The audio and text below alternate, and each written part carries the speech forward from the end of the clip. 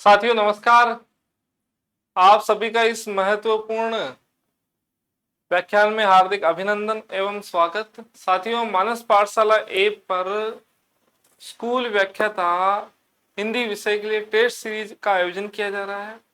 इसी क्रम में दिनांक 10 नवंबर को प्रथम टेस्ट का आयोजन किया जा चुका है। उसकी व्याख्या लेकर मैं उपस्थित हूँ। सर्वप्रथम आप पाठ्यक्रम देख लीजिए। पाठ्यक्रम क्या था, उसके उपरांत हम प्रत्येक प्रश्न की सारगर्भित व्याख्या करते हुए आगे बढ़ने का प्रयास करेंगे। अपना जो पाठ्यक्रम है साथियों, वो आपके सम्मुख दिखाई दे रहा है। आप इससे समझ सकते हैं कौन क्या क्या बिंदु निर्धारित है। टेस्ट 1 है जो दिनांक 10 नवंबर 24 को आयोजित किया गया। उसमें उच्च माध्यमिक स्तर में संधि, समास, उपसर्ग एवं प्रत्यय से संबंधित प्रश्नोत्तरी पूछी गई है। एवं जो स्नातक स्तर है उसमें इतिहास, लेखन परंपरा, प्रमुख इतिहास ग्रंथ है, हिंदी साहित्य का आरंभ, काल विभाजन और नामकरण, इससे संबंधित। एवं स्नातकोत्तर स्तर पर काव्य हेतु लक्षण एवं प्रयोजन, इनमें से प्रश्नोत्तरी पूछी गई है। तो ये आपका पाठ्यक्रम है और इसके उपरांत हम व्याख्या प्रारंभ करते हैं। और जो टेस्ट है वो टेस्ट 50 प्रश्नों का टेस्ट था और पूर्णतः मूल पुस्तकों से निर्मित ये टेस्ट है साथियों। इसमें डॉक्टर नगेंद्र है, आचार्य रामचंद्र शुक्ल है, चाहे डॉक्टर बच्चन सिंह से ये प्रश्नोत्तरी उद्धृत की गई। सबसे पहले है साथियों, वैसे जो आपको जो टेस्ट दिया गया उसमें सबसे पहले जो क्रम था वो व्याकरण का था, उसके पश्चात हिंदी साहित्य का इतिहास और तत्पश्चात स्नातकोत्तर स्तर का था। उसमें 18-20 साहित्य का इतिहास एवं व्याकरण से और 12 के इर्द गिर्द जो प्रश्नोत्तरी है वो स्नातकोत्तर स्तर से ली गई। अब जो पहला प्रश्न था, आदिकाल की जो अंतिम सीमा है वो कहां तक मानी है? डॉक्टर नगेंद्र ने आदिकाल की जो समय सीमा है वो अंतिम सीमा। अब साथियों यहाँ थोड़ा दिग्भ्रमित, बहुत सारे विद्यार्थियों ने टेस्ट दिया और लगभग 30% विद्यार्थियों ने इस प्रश्न को गलत किया। कारण यह है कि प्राथमिक जो तिथि है उसकी जानकारी हमें फिर भी रहती। आदिकाल की जो समय तिथि है और डॉक्टर नगेंद्र 7वीं शताब्दी के मध्य से लेकर 14वीं शताब्दी तक मध्य तक मानते। तो इसका जो विकल्प है साथियों, 4 विकल्प दिए हुए हैं। इसमें जो संगत विकल्प है 14वीं शताब्दी के मध्य तक। यह कहां से शुरू मानते हैं? 7वीं मध्य से लेकर 14वीं मध्य तक। ये एक समय निर्धारण है साथियों, इसको आप ध्यान रखिए। एवं जो भक्ति काल है उसमें 14वीं शताब्दी के मध्य से लेकर 17वीं शताब्दी के मध्य। रीति काल है वो 17वीं शताब्दी के मध्य से लेकर 19वीं शताब्दी के मध्य। एवं जो आधुनिक काल है वो 19वीं शताब्दी के मध्य से लेकर 1857 से लेकर 1900 के मध्य पुनर्जागरण काल यानी भारतेंदु काल, जागरण सुधार काल अर्थात द्विवेदी काल 1900 से लेकर 1918। इसके उपरांत छायावाद 1918 से लेकर 1938 के मध्य के कालावधि और उसके पश्चात प्रगति और प्रयोग काल और नवलेखन काल के नाम से ये अभिहित करते हैं। तो आप साथियों प्रथम एवं द्वितीय अंतिम तिथि के संदर्भ में अवश्य ध्यान रखिए। आचार्य रामचंद्र शुक्ल है वो विक्रम संवत 1050 से लेकर 1375 के मध्य की कालावधि को निर्धारित करते हैं। ये भी आपको आवश्यक रूप से जानकारी होनी चाहिए। डॉक्टर राम कुमार वर्मा है वो विक्रम संवत 750 से लेकर 1375 तक ले जाते हैं संधि चारण काल के अंतर्गत। तो ये जो महत्वपूर्ण कवि है उसके संदर्भ में आपको बहुत अच्छे से जानकारी होनी चाहिए। तो इनकी अंतिम तिथि 7वीं शताब्दी के मध्य से लेकर 14वीं शताब्दी के मध्य ये मानते। इसके बाद में साथियों अगला प्रश्न है जो आपके सम्मुख प्रस्तुत है। आचार्य रामचंद्र शुक्ल ने आचार्य रामचंद्र शुक्ल का जो इतिहास ग्रंथ है हिंदी साहित्य का इतिहास, इसकी रचना में सामग्री का सहयोग जिन जिन रचनाओं से लिया गया उसमें कौन सी कृति सम्मिलित नहीं है? तो आचार्य रामचंद्र शुक्ल ने 3-4 रचनाओं का उल्लेख किया, उनमें से कौन सी नहीं? 4 रचनाएं साथियों, सबसे पहले हिंदी काव्य संग्रह है और तत्पश्चात है दूसरी हिंदी कोविद रत्नमाला, तीसरी है ब्रज माधुरी सार और चौथी है कविता कुमुद। उसमें से साथियों हिंदी कोविद रत्नमाला जो बाबू श्याम सुंदर दास द्वारा ये रचित है, ध्यान रखिए बाबू श्याम सुंदर दास द्वारा ये रचित है। इसी प्रकार जो ब्रज माधुरी सार है वो वियोगी हरि द्वारा रचित है। वियोगी हरि। और कविता कौमुदी है ये राम नरेश त्रिपाठी द्वारा रचित है। राम नरेश त्रिपाठी। तो इस प्रकार जो असंगत विकल्प ठहरता है वो ठहरता है हिंदी काव्य संग्रह। हिंदी काव्य संग्रह के नाम से कोई रचना नहीं है। भाषा काव्य संग्रह के नाम से अवश्य महेश दत्त शुक्ल ने लिखा साथियों। भाषा काव्य संग्रह है नाम से महेश दत्त शुक्ल ने। महेश दत्त शुक्ल अवश्य रचना करते हैं, ये इनकी रचना है। बाकी ऐसी कोई रचना नहीं है हिंदी काव्य संग्रह से। साथियों यहाँ पर कविता कौमुदी के संदर्भ में आप ध्यान रखिए, राम नरेश त्रिपाठी की बहुत प्रसिद्ध ये रचना है। ये 8 खंडों में विभक्त है और इसके अंतर्गत हिंदी, संस्कृत, उर्दू इत्यादि के जो लोकगीत है उन सभी का संकलन करने का कार्य राम नरेश त्रिपाठी ने किया है। साथ ही साथ इस कृति के अंदर जो राम नरेश त्रिपाठी ने प्रकृति के विभिन्न दृश्यों को चित्रित किया है। इसीलिए जो आचार्य रामचंद्र शुक्ल कहते हैं कि प्रकृति की जो स्थानगत विशेषता है वो सर्वाधिक है। स्थानगत विशेषता वो राम नरेश त्रिपाठी के यहाँ पाई जाती है। तो ये स्पष्ट हो चुका है हिंदी काव्य संग्रह ये भिन्न विकल्प है। अगला प्रश्न है प्रिय विद्यार्थियों, जो वर्णानुक्रम पद्धति है उसका प्रयोग करने वाले जो विद्वान है उसमें सही समूह कौन सा है? जो वर्णानुक्रम पद्धति है उसका प्रयोग कौन कौन करते हैं? सबसे पहले गार्सदत्तासी, इस्तवारदला लिटरेचर हिंदुस्तानी के, उसके उपरांत शिव सिंह सेंगर, शिव सिंह सरोज के अंतर्गत करते हैं। और जबकि जो ग्रियर्सन महोदय और मिश्र बंधु है तो गार्सदत्तासी सबसे पहले आप ढूंढिए। जब भी आप किसी प्रश्न को पढ़ते हैं तो पहले प्रश्न को अच्छे से विचार कीजिए कि वर्णानुक्रम पद्धति का प्रयोग करने वाले विद्वानों में सही समूह है, सही समूह है, ये ध्यान रखिए। यहां पर यह भी हो सकता है असंगत समूह है, या आपसे पूछा जा सकता है अशुद्ध विकल्प है या अशुद्ध विकल्प नहीं है। तो ऐसे करके जो जो क्रिया है उस क्रिया से पूर्व में आप बहुत अच्छे से दृष्टि रख के ही उस प्रश्न को हल करें। ठहराव दे, अति उत्साह ना रखे और उत्साहहीनता भी नहीं रखे, अर्थात मध्यम दिव्य दृष्टि रखिए। पूर्णतः अपनी दृष्टि को प्रश्न पर आबद्ध रखे, प्रश्न को अच्छे से पढ़े और उसके उपरांत है वो उत्तर पर आप दृष्टि डालिए। तो वर्णानुक्रम पद्धति का प्रयोग करने वाले गार्सदत्तासी और शिव सिंह सेंगर। गार्सदत्तासी का प्रसिद्ध ग्रंथ है इस्तवारदला लिटरेचर हिंदुस्तानी, ये ध्यान। शिव सिंह सेंगर का ग्रंथ है शिव सिंह सरोज। गार्सदत्तासी का ग्रंथ है वो 1839 में पहला भाग और 1847 में दूसरा भाग, और जो इसका दूसरा संस्करण है वो 1871 में प्रकाशित हुआ।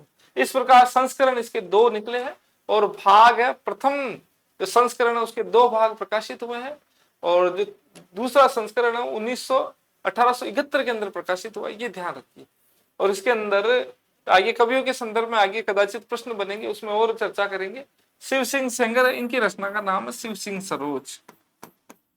शिव सिंह सरोज।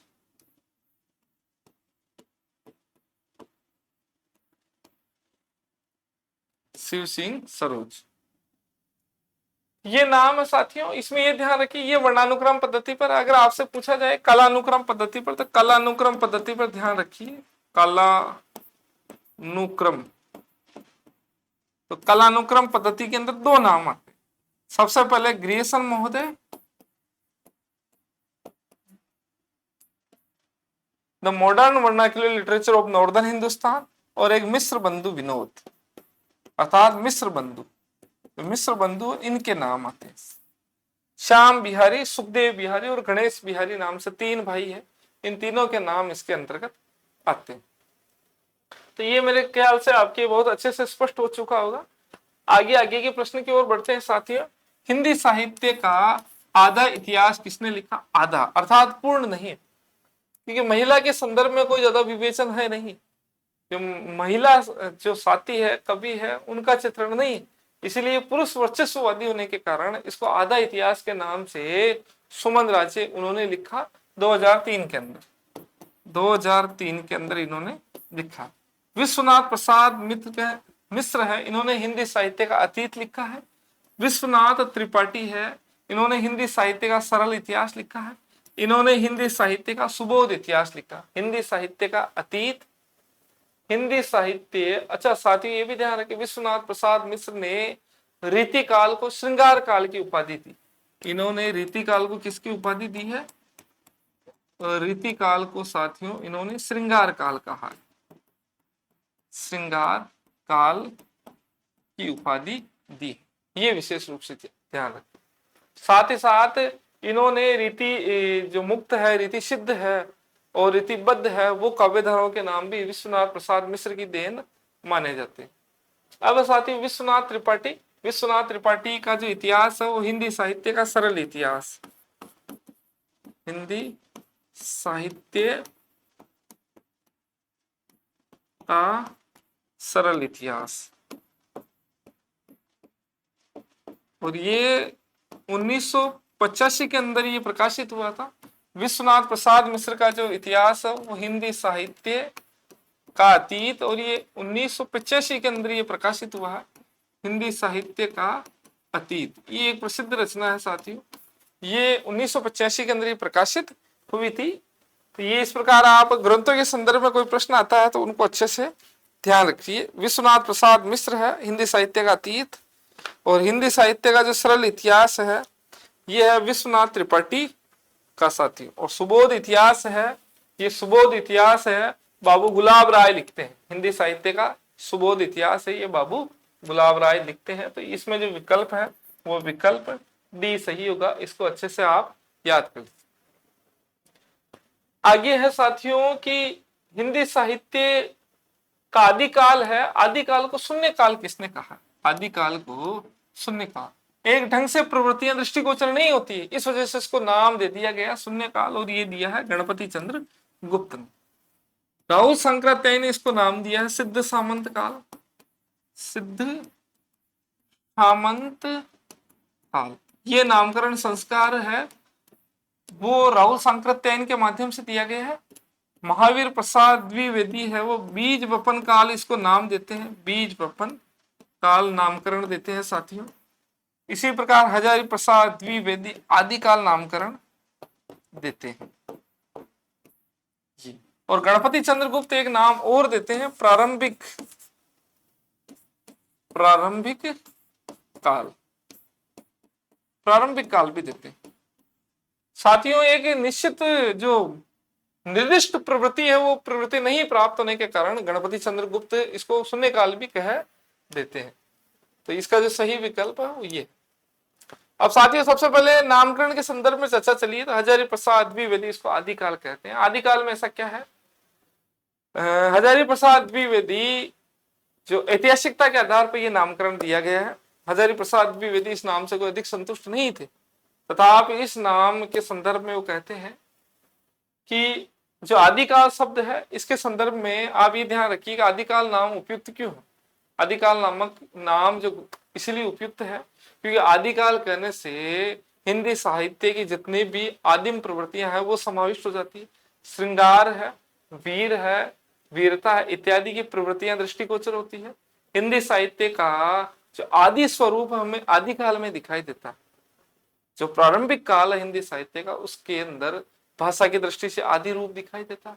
शिल्प, भाव, प्रवृत्तियां इत्यादि की दृष्टि से हमें आदि रूप दिखाई देता है, इसीलिए आदिकाल का नाम आदिकाल संगत दिखाई देता है। हजारी प्रसाद द्विवेदी इस संदर्भ में कथन रखते हैं, हिंदी साहित्य का आदिकाल शब्द एक भ्रामक धारणा की सृष्टि करता है और श्रोता के चित्त में यह भाव पैदा करता है कि ये नाम आदिम मनोभावापन परंपरा विनिर्मुक्त एवं रूढ़ियों से अछूते साहित्य का काल है। वस्तुतः ये सही नहीं है। हिंदी साहित्य का आदिकाल शब्द अत्यंत परंपरा प्रिय, रूढ़िग्रस्त, सजग एवं सचेतन कवियों का काल है। पाठक इस धारणा से सावधान रहे तो ये नाम बुरा नहीं है। अर्थात इस काल के इस नाम के संदर्भ में भी हजारी प्रसाद द्विवेदी कोई ज्यादा आशान्वित नहीं थे। पर इससे अच्छा नाम नहीं मिल सकता है, क्योंकि आदिकाल के अंतर्गत अनिर्दिष्ट प्रवृत्ति अधिक है। आघातों और व्याघातों का काल है, इसीलिए इसका नामकरण संतोषजनक नहीं होने के कारण ये नाम ही समीचीन जान पड़ता है। इसके बाद में दूसरा नाम है सिद्ध सामंत काल, जो राहुल शंकराचार्य ने दिया था। और इस संदर्भ में हजारी प्रसाद द्विवेदी कहते हैं कि यदि हिंदी साहित्य का दूसरा नामकरण यदि उपयुक्त है तो वो सिद्ध सामंत काल है। सिद्ध कहने से समस्त जो धार्मिक प्रवृत्तियां वो आत्मसात हो जाती है, और सामंत कहने से समस्त जो दरबारी काव्य है वो इसमें अंतर्भूत हो जाता है, इसीलिए सिद्ध सामंत काल नाम भी वो भी उपयुक्त है। अबीज वपन काल, अबीज वपन काल इसलिए उपयुक्त नहीं है, हिंदी साहित्य का जो बीज है वो हमें संस्कृत में दिखाई देता है। संस्कृत से पाली, पाली से प्राकृत, प्राकृत से अपभ्रंश, अपभ्रंश से अवहट्ट, इस प्रकार एक प्रक्रिया चलती है। तो हम बीजारोपण है वो संस्कृत से मानेंगे, यहाँ से नहीं मानेंगे। तो इस दृष्टिकोण से ये नाम भी संगत नहीं है। और शून्यकाल कहना, चूंकि इसमें निर्दिष्ट प्रवृत्ति में प्राप्त नहीं होती है, इसीलिए गणपति चंद्रगुप्त है, इसको शून्यकाल कह के भी तीसरी कर लें। तो ये आप ध्यान रखिए साथियों। आगे बढ़ते हैं, इसका हमने विकल्प सही कर लिया, चिन्हित कर लिया। आगे देखिए, आगे है प्रिय विद्यार्थियों, घास दत्तासी के इतिहास ग्रंथ इस्तवारदला लिटरेचर इंडो हिंदुस्तानी के संदर्भ में संगत है। संगत का मतलब सही है, असंगत का मतलब गलत है। तो इसमें संगत है, संगत पर आप दृष्टि डालिए। संगत का से सही विकल्प कौन सा? कुल 748 कवि। पहली बात तो 748 कवि इसमें नहीं है, इसीलिए हमारा पहला विकल्प यहीं से ही निरस्त हो जाता है। दूसरा 738 कवि, ये संगत है क्योंकि इसमें कवियों की संख्या वो 738 है, परंतु हिंदी के 78 कवि नहीं है, यहां पर गड़बड़ है। फिर 772, ये विकल्प भी सही नहीं है, क्योंकि 772 कवि नहीं, 738 है। तो ये 738, एक तो यहां अपने उत्तर को संतुष्टि प्राप्त हो रही है, दूसरा हिंदी के 72 कवि है यहाँ और शेष उर्दू के। तो अपना जो विकल्प है ये है। हिंदी साहित्य का या हिंदी का पहला इतिहास ग्रंथ किसे माना जाता है? घास दत्तासी द्वारा रचित इस्तवारदला लिटरेचर इंडो हिंदुस्तान, फ्रेंच भाषा में लिखित है, विदेशी भाषा में लिखा गया ये इतिहास ग्रंथ है। परंतु चूंकि प्रथम बार किसी ने दिशा दिखाने का कार्य किया, तो जब भी कोई कार्य किया, डॉक्टर नगेंद्र अपने हिंदी साहित्य के इतिहास ग्रंथ में लिखते हैं कि कोई भी जो कार्य है उसकी गुणवत्ता की दृष्टि से महत्ता नहीं रखता है। जब भी प्रथम बार कोई मार्ग प्रशस्त करता है तो वो जो मार्ग दिखाने की दृष्टि से, जो दिशा दिखाने की दृष्टि से वो ज्यादा महत्वपूर्ण हो जाता है। चूंकि इन्होंने इतिहास लेखन की दिशा दिखाने का पहला कार्य किया है, महनीय कार्य किया है, इसलिए इनके इतिहास ग्रंथ को पहला इतिहास ग्रंथ कहा जाता है। सच्चे अर्थों में हिंदी साहित्य का इतिहास ग्रंथ कौन सा कहा जाता है? तो वो गियर्सन द्वारा लिखित इतिहास ग्रंथ कहा जाता है। प्रथम बार काल विभाजन का प्रयास किस ग्रंथ में किया गया? तो the modern vernacular literature of northern Hindustan, Gierson के इतिहास ग्रंथ में किया गया। हिंदी भाषा में रचित पहला इतिहास ग्रंथ कौन सा है? तो शिव सिंह सेंगर द्वारा रचित शिव सिंह घोष। तो 3 प्रश्न हो गए साथी। हिंदी साहित्य का इतिहास सबसे पहले किसने लिखा? तो घास दत्तासी ने। हिंदी में हिंदी साहित्य का इतिहास ग्रंथ सबसे पहले किसने लिखा? शिव सिंह सेंगर ने, शिव सिंह सरोज। सच्चे अर्थों में हिंदी साहित्य का इतिहास ग्रंथ किसे कहा जाता है? ये जो कथन है वो गणपति चंद्रगुप्त का है। और किसे कहा जाता है? ये कहा जाता है गियर्सन द्वारा लिखित ग्रंथ को।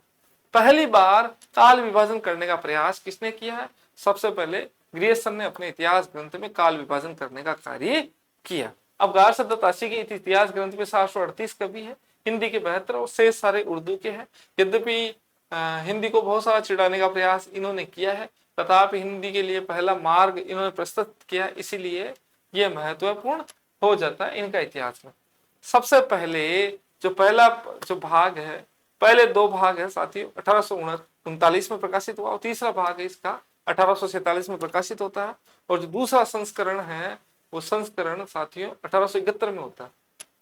पहले 2 भाग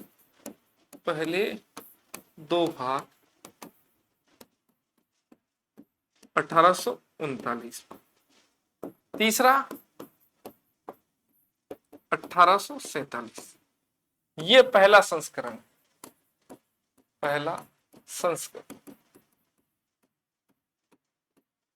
अब इसके बाद दूसरा संस्करण कब प्रकाशित हुआ? 1871 के अंदर, 1871 ईस्वी के अंदर दूसरा संस्करण प्रकाशित हुआ था। यह आप बहुत अच्छे से ध्यान रखिए साथियों, पहला संस्करण के 3 भाग है और दूसरे संस्करण के 2 भाग है।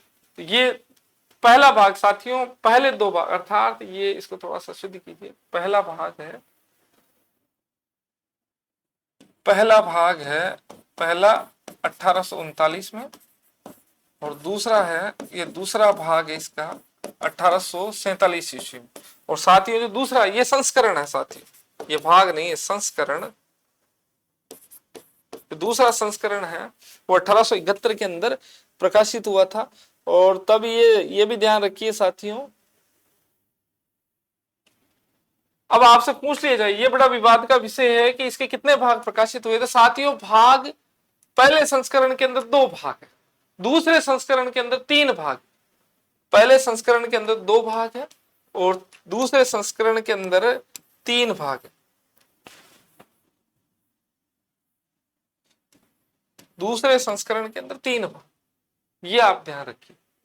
और लक्ष्मी सागर वार्ष्णेय द्वारा हिंदू साहित्य के इतिहास नाम से इसका अनुवाद किया गया। सबसे बड़ी बात, पहले संस्करण के 2 भाग और दूसरे संस्करण के 3 भाग। कुछ विद्यार्थी ऐसे मान लेते हैं कि इसके 5 भाग हो गए कुल, ऐसा नहीं। संस्करण है यानी पुस्तक वही है, उसको परिवर्तित करके 3 भागों में अगली बार में और 2 भागों में पहली बार में इसको प्रकाशित किया गया था। आगे बढ़ते हैं प्रिय विद्यार्थियों, अगला प्रश्न है, काफी महत्वपूर्ण प्रश्न है साथियों। डॉक्टर नगेंद्र के इतिहास ग्रंथ से मैंने उद्धृत किया, यद्यपि सारे ही प्रश्न वहीं से ही है। मिस्र बंधुओं के द्वारा रचित मिस्र बंधु विनोद के संदर्भ में असंगत है। मिस्र बंधुओं ने अपने ग्रंथ को इतिहास की संज्ञा दी है। इसमें कवियों के विवरणों के साथ में साहित्य के विविध अंगों पर पर्याप्त प्रकाश डाला गया, ये भी सही है। कवियों के सापेक्षिक महत्व को निर्धारित करने के लिए उनकी जो कोटियां हैं वो भी निर्धारित कर दी गई है। काव्य समीक्षा में परंपरागत सिद्धांत एवं पद्धति का अनुकरण मिलता है, ये भी सही। उन्होंने अपने इतिहास ग्रंथ को इतिहास की संज्ञा नहीं दी। कहाँ दी है साथियों? मिस्र बंधु विनोद कहते हैं। अगर रखना होता तो ये कह सकते थे हिंदी साहित्य का इतिहास, नहीं दी, इन्होंने संज्ञा नहीं दी। यद्यपि इन्होंने भरसक प्रयास किया है कि इतिहास ग्रंथ सिद्ध हो, परंतु नाम इन्होंने इतिहास नहीं दिया। बड़ा मोह जुड़ा हुआ था कि ये अपने इस ग्रंथ को इतिहास की संज्ञा, इसको इतिहास ग्रंथ सिद्ध कर, पर ये इतिहास ग्रंथ नहीं माना इन्होंने, या इन्होंने इतिहास की संज्ञा नहीं दी। इसमें भी 2-3 विवाद है साथियों। ऐसा माना जाता है जब मिस्र बंधु इतिहास ग्रंथ पर लेखन का कार्य कर रहे थे, उसी समय इन्होंने कालानुक्रम पद्धति का अनुकरण किया और शुक्ल जी विधेयवादी पद्धति का उपयोग करते हुए ग्रंथ लिख रहे थे। तो इनको ज्ञात था कि शुक्ल जी के संदर्भ में विधेयवादी पद्धति का उपयोग कर रहे हैं, ये कालानुक्रम पद्धति का उपयोग कर रहे हैं। ये खुद भी चाहते थे कि विधेयवादी पद्धति में इतिहास ग्रंथ लिखा जाए, पर इन्होंने उसका उपयोग नहीं किया। इसलिए इन्होंने इतिहास की संज्ञा का प्रयोग नहीं किया और इन्होंने सीधा सीधा मिस्र बंधु विनोद नाम रख दिया। यद्यपि इन्होंने ये सिद्ध करने का भरसक प्रयास किया, ये सिद्ध करने का भरसक प्रयास किया है कि ये जो ग्रंथ है वो सिद्ध हो कि ये इतिहास है। इन्होंने खूब सारा प्रयास किया है, पर ये इतिहास ग्रंथ सिद्ध हो। साथ ही इसमें यह भी ध्यान रखिए 1913 के अंदर और फिर 1934 के अंदर इसके 2 भागों में प्रकाशन हुआ था। सबसे पहले 1913 के अंदर प्रथम 3 भाग, प्रथम जो 3 भाग है 1913 के अंदर, और जो चौथा भाग है ये 1934 के अंदर प्रकाशित हुआ था। ये आप ध्यान रखिए। श्याम बिहारी, सुखदेव बिहारी और गणेश बिहारी, ये 3 भाई है। श्याम बिहारी, सुखदेव बिहारी और गणेश बिहारी, ये 3 भाइयों के सहयोग से ये ग्रंथ निर्मित हुआ, गणेश बिहारी।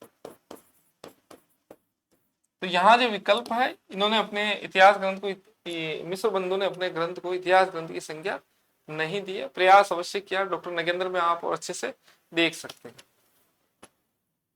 अगला प्रश्न है, प्रिय विद्यार्थियों, ग्रीसन के इतिहास ग्रंथ के संदर्भ में असंगत है।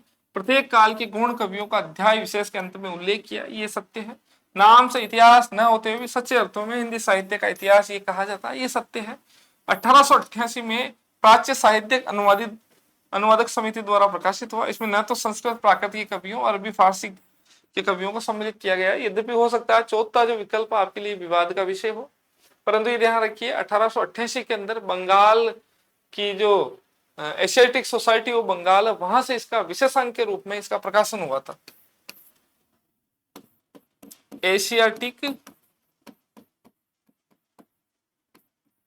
सोसाइटी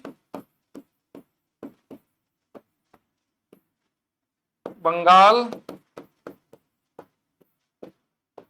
के विशेषांक के रूप में, ध्यान रखिए साथियों, एशियाटिक सोसाइटी ऑफ बंगाल की जो पत्रिका है उसके विशेषांक के रूप में इसका प्रकाशन हुआ था।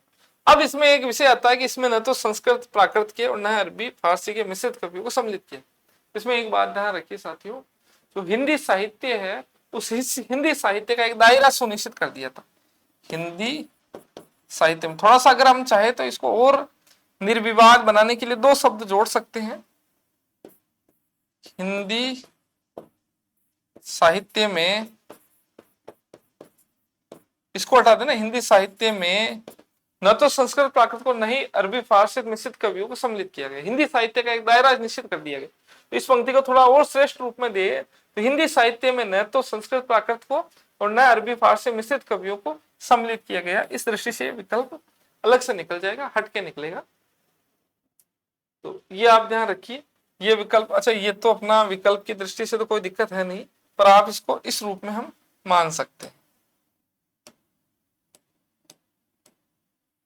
हिंदी साहित्य में, क्योंकि इन्होंने दायरा सुनिश्चित कर दिया, northern the modern vernacular literature of northern Hindustan है, देशी बोलियों का इतिहास। हो सकता है देशी जितनी भी बोलियां हैं उसके अंदर यद्यपि ये रचनाएं तो फिर भी नहीं आएगी।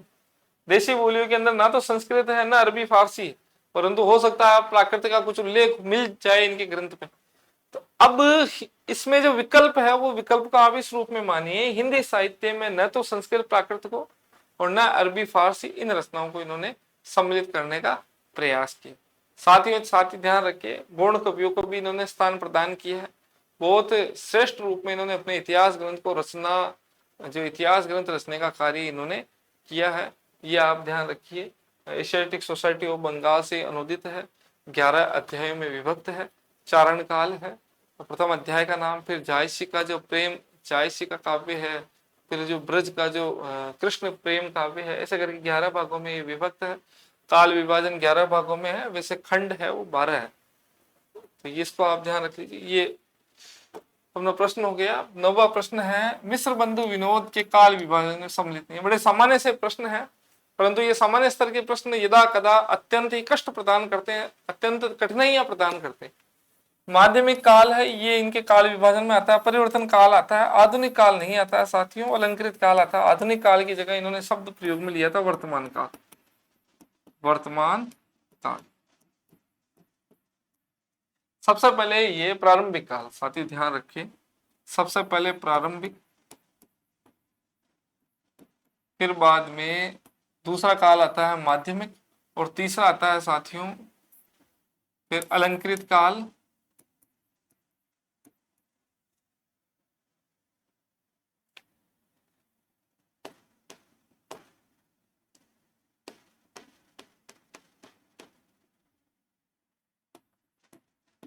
अलंकृत काल, प्रारंभिक काल, माध्यमिक काल, ये दूसरा, पहला ये, दूसरा ये अलंकृत काल, चौथा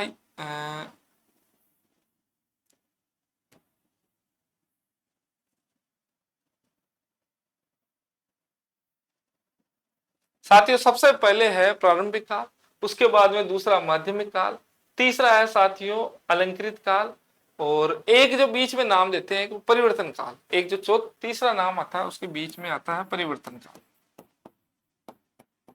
परिवर्तन काल ऐसा करके ये 5 भागों में विभक्त है।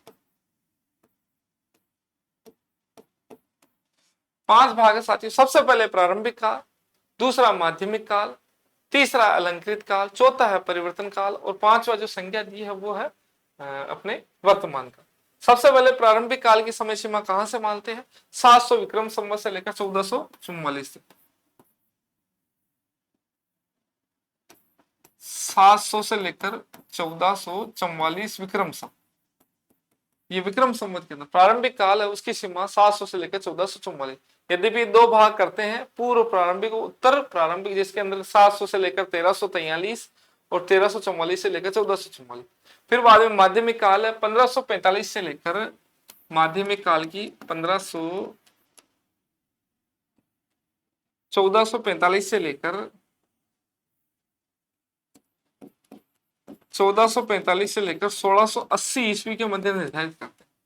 1680 तक ये निर्धारित करते हैं और विक्रम संवत है साथियों, ध्यान। उसके उपरांत जो अलंकृत काल है वो साथियों 1681 से लेकर 1889 और परिवर्तन काल की समय सीमा निर्धारित करते हैं 1890 से लेकर 1926 तक। और फिर बाद में जो आधुनिक काल है जिसको वर्तमान काल की संख्या दी जाती है 1926 से आगे, ये 1925 है। इस प्रकार ये तीन भाग है। 1343 से लेकर 700 से लेकर 1444, 1445 से लेकर 1680, 1681 से लेकर 1889, 1889 से लेकर 1925 और 1925 से लेकर आगे 1926 से लेकर आगे। इस प्रकार का काल विभाजन मिश्र बंधु करते हैं। तो ये जो नाम आधुनिक काल, इसको विशेष रूप से ध्यान रखिए।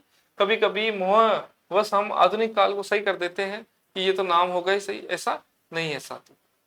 आगे बढ़ते हैं प्रिय विद्यार्थियों। आगे है रामस्वरूप चतुर्वेदी द्वारा रचित इतिहास ग्रंथ का सही नाम है हिंदी साहित्य और संवेदना का चिंतन। ये गलत है, हिंदी साहित्य और संवेदना का इतिहास। अधिकांश विद्यार्थियों ने इस पर चिन्ह लगाया था कि ये उत्तर है, जबकि ये उत्तर नहीं है। हिंदी साहित्य और संवेदना का विकास है जो 1986 में लिखा गया है साथियों, ध्यान रखिए। और बहुत महत्वपूर्ण प्रश्न है। अधिकांश लगभग जितने भी टेस्ट दिया है जिन विद्यार्थियों, उनमें से लगभग 95% विद्यार्थियों ने इसको गलत किया है।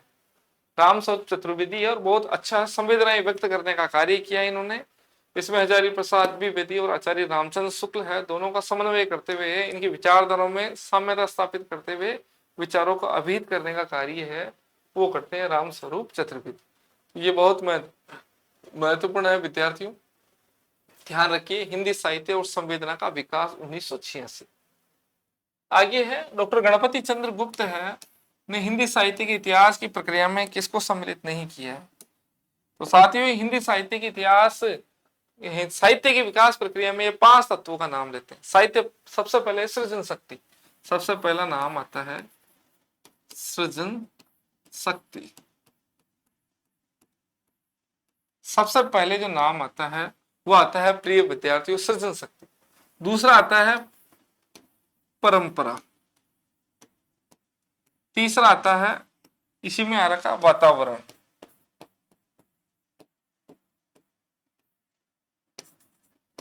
चौथा आता है द्वंद्व और पांचवा आता है संतुलन। ये 5 थे। साहित्य का इतिहास लिखने वाला है, उसकी विकास प्रक्रिया में आप इस प्रकार समझ सकते हैं। प्रत्येक व्यक्ति के अंदर जो व्यक्ति होता है समाज के अंदर, उसके अंदर सृजन शक्ति रहती है, उसके अंदर प्रतिभा रहती है, उसका व्यक्तित्व रहता है। अब उस व्यक्तित्व के सामने 2 चुनौतियां हैं। सबसे पहली चुनौती है परंपरा और दूसरा है वातावरण। एक तो उसके सामने है जो चली आ रही परंपराएं हैं उसकी विषय वस्तु रहती है, दूसरा रहता है वातावरण। वातावरण अर्थात जो तात्कालिक समय में जो घटित हो रही है प्रवृत्तियां वो रहती है। अब जो व्यक्ति है उसके स्वयं में प्रतिभा भी है, उसके सामने परंपरा का मार्ग भी है, उसके सामने जो वातावरण किस प्रकार कार्य कर रहा है ये भी है। इस प्रकार परंपरा और परिवेश के मध्य द्वंद्व, इसके दोनों के मध्य द्वंद्व चलता है, परंपरा या परिवेश किसको सत्य माने। और अंततः है जो सृजन शक्ति धारण करने वाला व्यक्ति वो संतुलन स्थापित करके अपने लेखन को प्रबुद्ध बनाता है।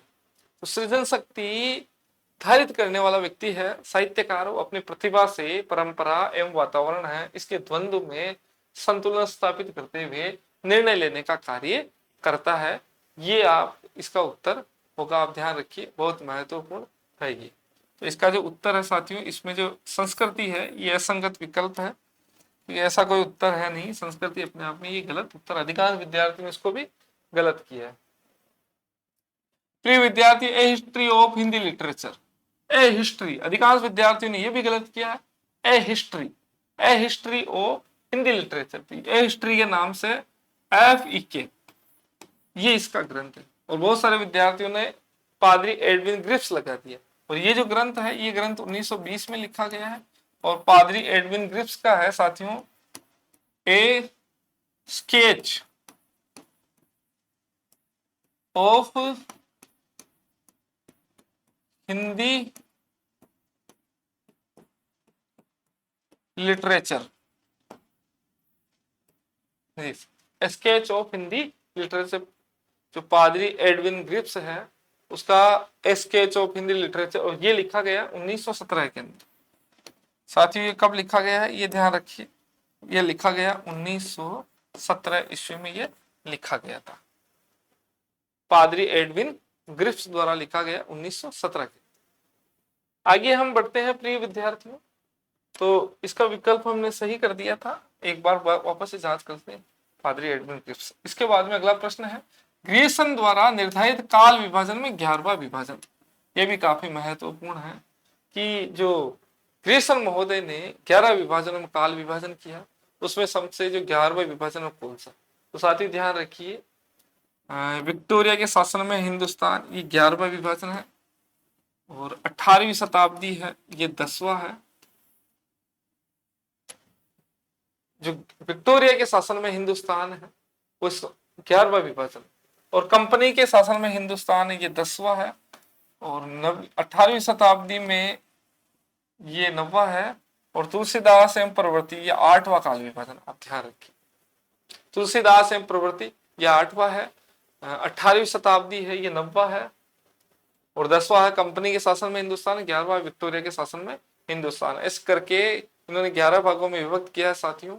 सबसे पहले चारण काल, सबसे पहला नाम क्या दिया इन्होंने, चारण काल। सबसे पहला जो नामकरण है वो है साथियों चारण काल। दूसरा आता है साथियों झायसी के नाम पर आता है, इन्होंने रखा है 15वीं, झायसी से पूर्व में आता है 15वीं शताब्दी का धार्मिक पुनर्जागरण, 15वीं शताब्दी का धार्मिक पुनर्जागरण। पूरा नाम मैं नहीं लिखता हूं, धार्मिक पुनर्जागरण।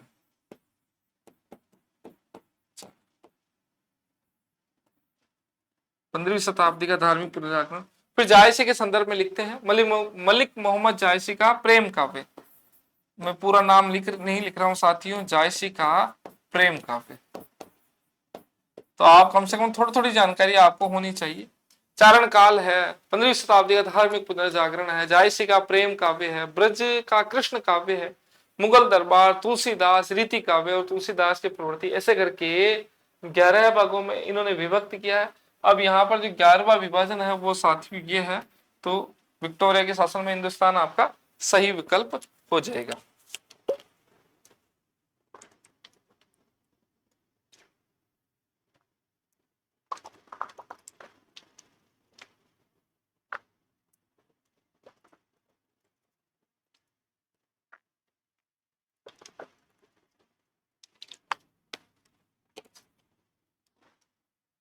आगे बढ़ते हैं प्रिय विद्यार्थियों, अगला प्रश्न है, पहले व्यक्ति जिन्होंने आचार्य शुक्ल की अनेक धारणाओं और स्थापनाओं को चुनौती देते हैं उन्हें सबल प्रमाणों के द्वारा खंडित किया है। तो हम सभी परिचित हैं, हजारी प्रसाद द्विवेदी ने सबल प्रमाण देते हुए आचार्य रामचंद्र शुक्ल है उसका विरोध किया। बहुत सारी जगह है उन्होंने विरोध किया। सबसे पहले जैसे इनके नामकरण के संदर्भ में आदिकाल का नाम है वो आदिकाल रखा है इन्होंने, जबकि आचार्य रामचंद्र शुक्ल है वो वीर गाथा काल रखते हैं। सिद्ध नाथ और जैन को ये मूल साहित्यिक संवेदनाओं से बाहर कर देते हैं, जबकि हजारी प्रसाद द्विवेदी इनको सम्मिलित रखते हैं। भक्ति आंदोलन के उदय के संदर्भ में आचार्य रामचंद्र शुक्ल कहते हैं कि मुस्लिम इस्लाम के आक्रमण से देश की जनता हताश निराश हो चुकी थी और हताश एवं निराश जनता का भक्ति की ओर उन्मुख होना स्वाभाविक है।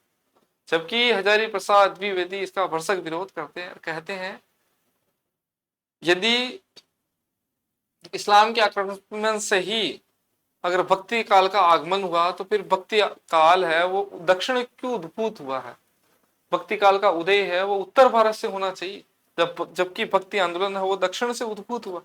इस प्रकार एक तर्क देते हैं।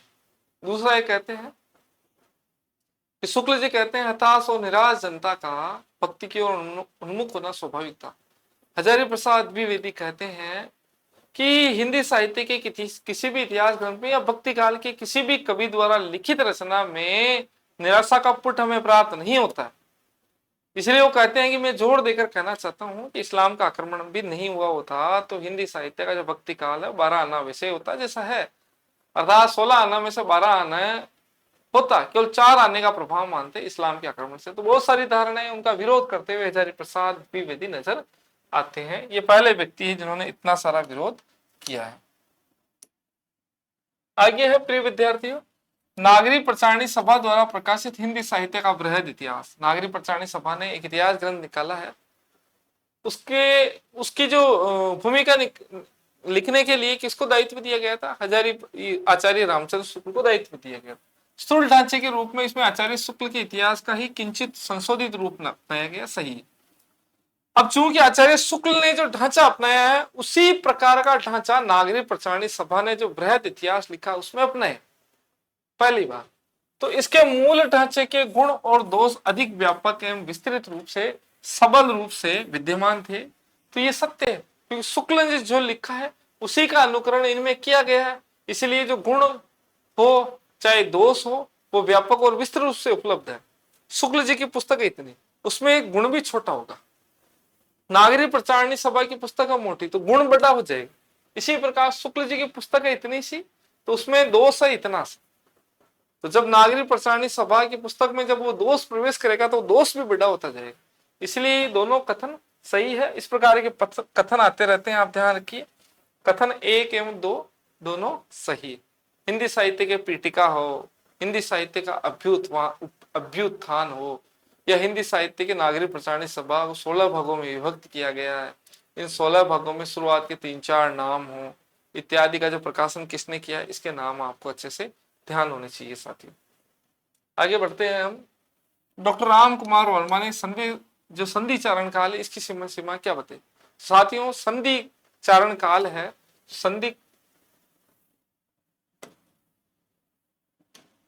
जो संधि काल है जिसमें संधि और चारण दो नाम देते हैं। तो संधि 750 विक्रम संवत से 1000 और 1000 से लेकर 1325 में चारण काल आ जाता है। चारण काल और या संधि काल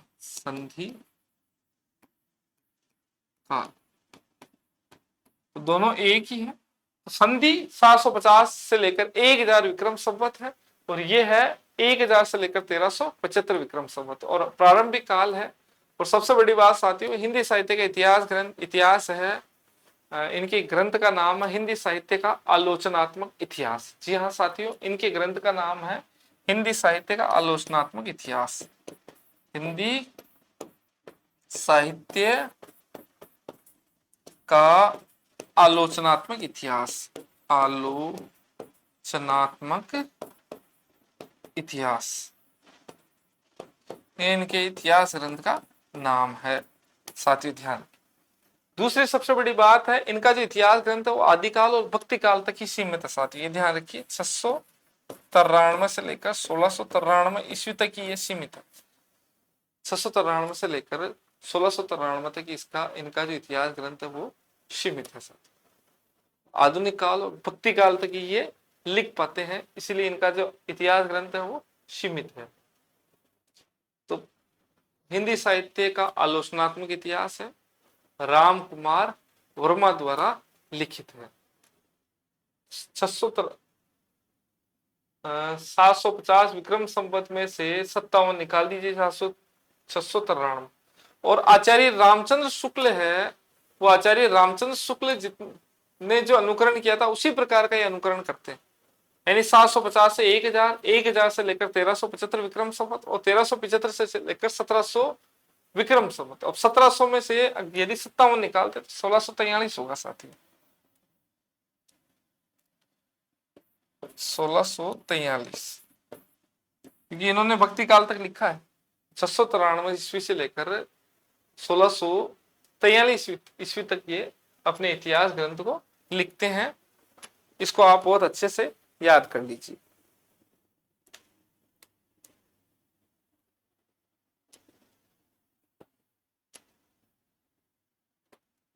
हिंदी साहित्य का आलोचनात्मक इतिहास है वो राम कुमार वर्मा द्वारा लिखित है।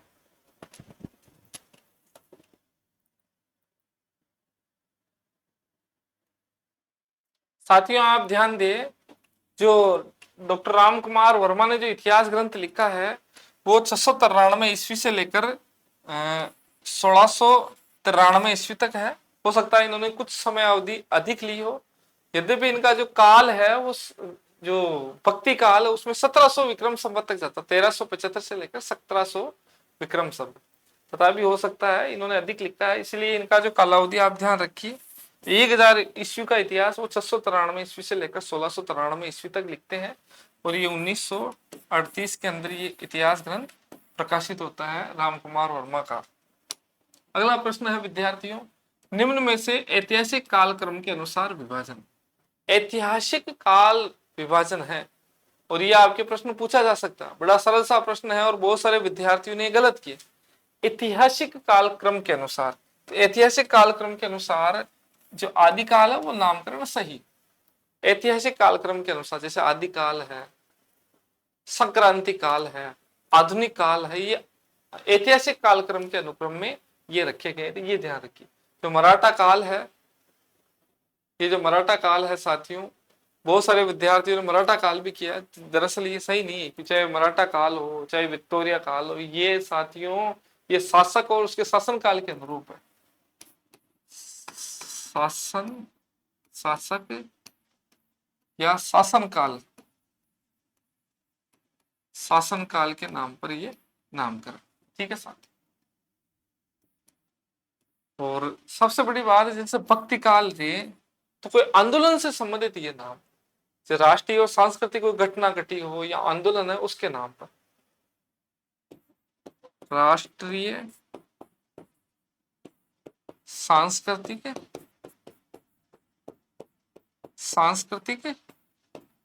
घटना या आंदोलन, इनके नाम पर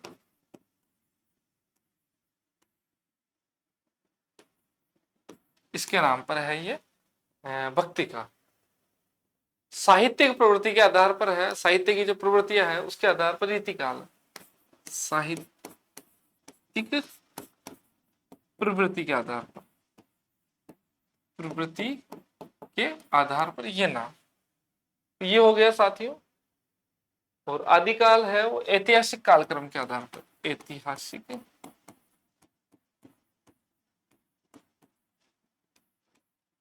ऐतिहासिक कालक्रम के अनुरूप। किसी के नेता के नाम पर भी होता है, कोई प्रसिद्ध व्यक्ति के नाम पर भी होता है, साहित्य का नेता बन जाए, जैसे रविंद्र युग है चाहे भारतेंदु युग है, इस प्रकार। अगला प्रश्न है विद्यार्थियों, चैतन्य संप्रदाय और उसके साहित्य। चैतन्य संप्रदाय और उसका साहित्य है, इसके जो सही है साथियों उत्तर है वो प्रभुदयाल मित्तल। जी हाँ साथियों आप ध्यान रखें, तो चैतन्य, इस प्रकार के प्रश्न भी आपसे पूछे जा सकते हैं, इसलिए छोटे छोटे 15-20 जो प्रमुख इतिहास ग्रंथ है, चाहे भगीरथ मिश्र का हिंदी काव्य शास्त्र का इतिहास हो, भगीरथ मिश्र का जो है हिंदी काव्य शास्त्र का इतिहास, इनकी प्रसिद्ध रचना है हिंदी काव्य शास्त्र का इतिहास, ये महत्वपूर्ण रचना है। इसी प्रकार चंद्रकांत बाली है, वो जो पंजाब का जो साहित्य उसके संदर्भ में लिखते हैं, पंजाब साहित्य है उसके संदर्भ में, पंजाब का जो प्रांतीय हिंदी साहित्य का इतिहास, जहां तक याद कर पा रहा हूं, पंजाब प्रांतीय हिंदी साहित्य का इतिहास है, पंजाब प्रांतीय हिंदी साहित्य का इतिहास।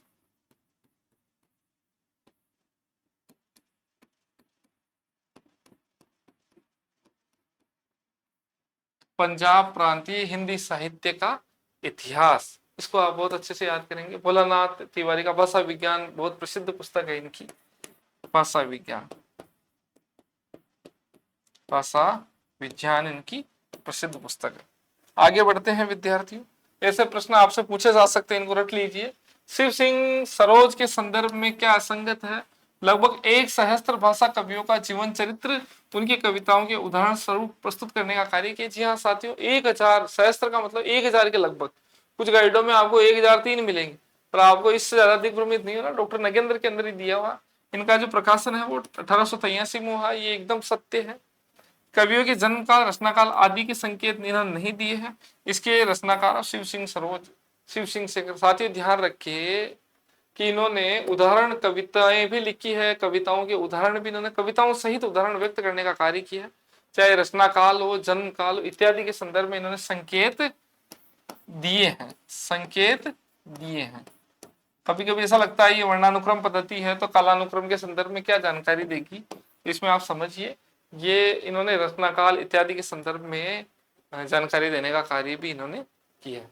तो ये भी यहाँ पर ये उत्तर हो जाता है इसका। अगला है विद्यार्थियों, विधेयवादी पद्धति में तीन शब्दों का प्रयोग करते हैं, या 3 शब्दों में कौन कौन से सम्मिलित नहीं है? जाति है, जाति वातावरण है और क्षण विशेष है। ये समाज असंगत विकल्प है। जाति अर्थात जो जातीय परंपरा है, आप समझिए 3 शब्दों का प्रयोग करते हैं। एक तो जाति होती यानी जातीय परंपरा है, दूसरा होता है वातावरण अर्थात उस समय देश का राष्ट्रीय और सामाजिक वातावरण किस प्रकार का है, और क्षण विशेष यानी तत्काल ऐसी कौन सी गतिविधि हो गई। तो सबसे पहले जातीय परंपरा है, चाहे वहां पर सामाजिक और राष्ट्रीय वातावरण कैसा है, चाहे समसामयिक परिस्थितियां कैसी है, ये सभी बहुत महत्व रखती है। इसके आधार पर जाति से जातीय परंपरा, वातावरण से सामाजिक और राष्ट्रीय वातावरण आ जाता है, सांस्कृतिक राष्ट्रीय और सामाजिक वातावरण, और क्षण विशेष के अंतर्गत जितनी भी समसामयिक गतिविधियां है वो सभी सम्मिलित हो जाती है। तो ये भी प्रश्न अपना हो जाता है। आगे बढ़ते हैं विद्यार्थियों।